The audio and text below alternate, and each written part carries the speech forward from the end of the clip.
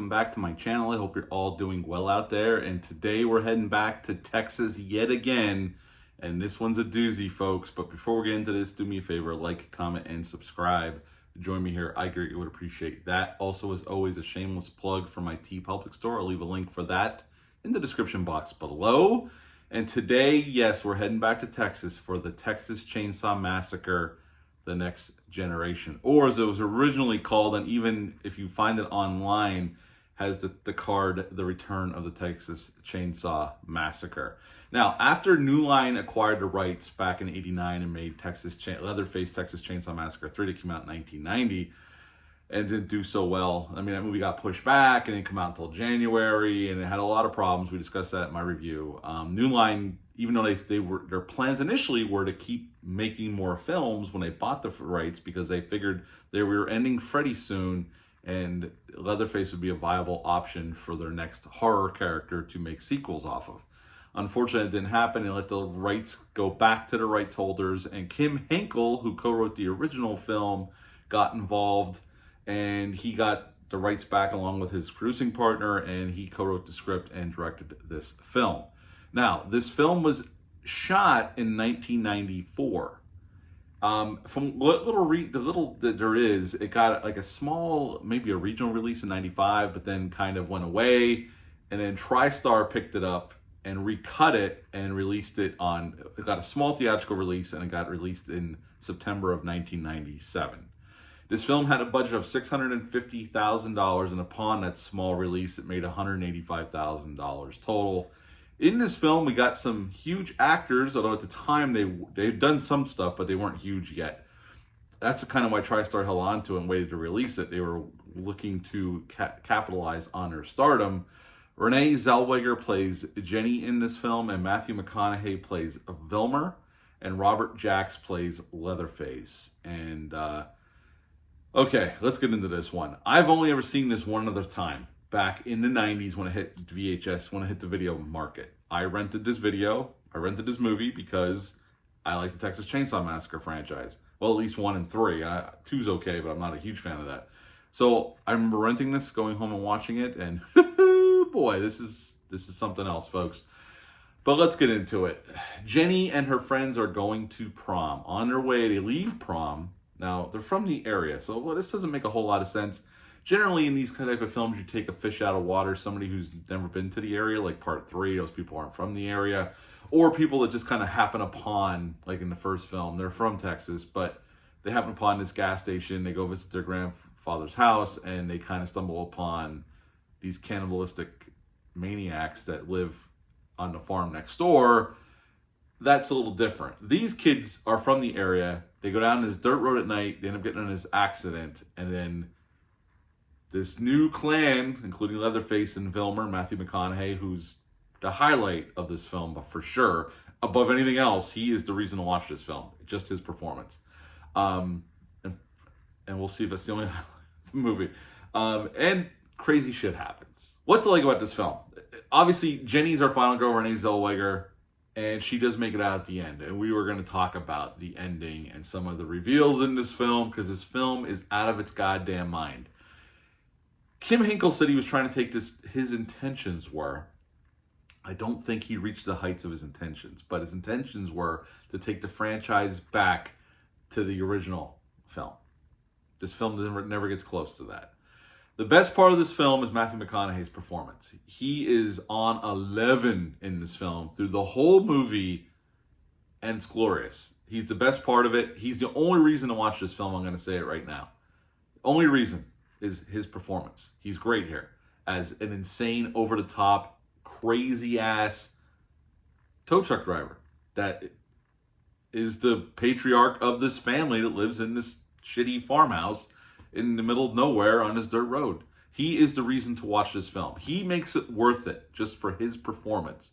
The woman who plays Darla is pretty good. You'll recognize her if you're a fan of Varsity Blues. She played Mrs. Davis, who strips on the side for side money in that film where Billy Bob gave her a 10.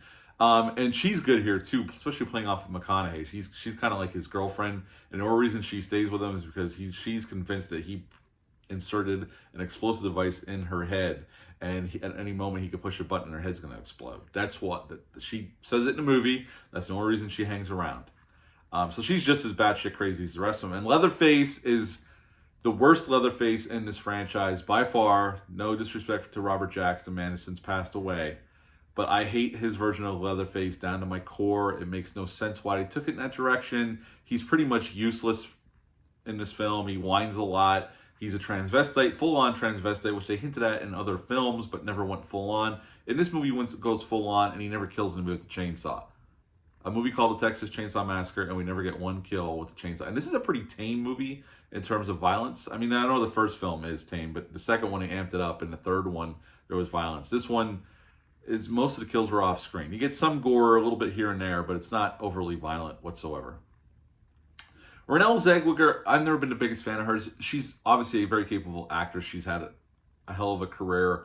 I mean, she hasn't been around as much lately, but she had a hell of a career there for a while. She's fine here as our final girl, Jenny, and she's likable enough.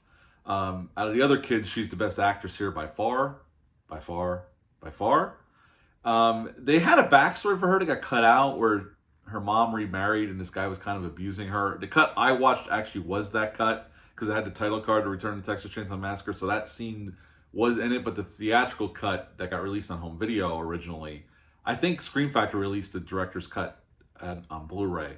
Kim Hinkle's original cut was much longer, but TriStar cut it down to 127 minutes long, or an hour and 27 minutes long, which this didn't need to go any longer than that, trust me.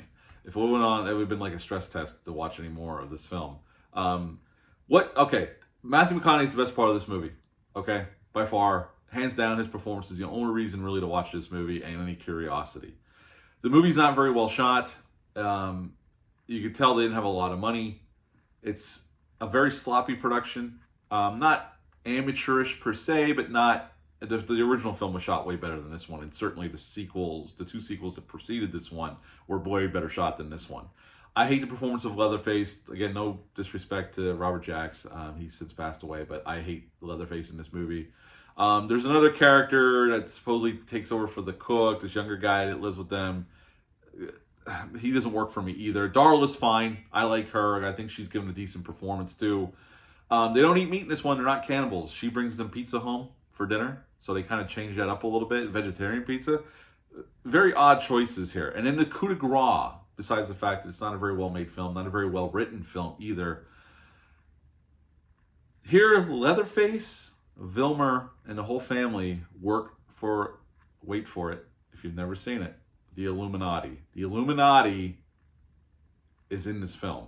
Well, at least a guy that represents the Illuminati is in this film.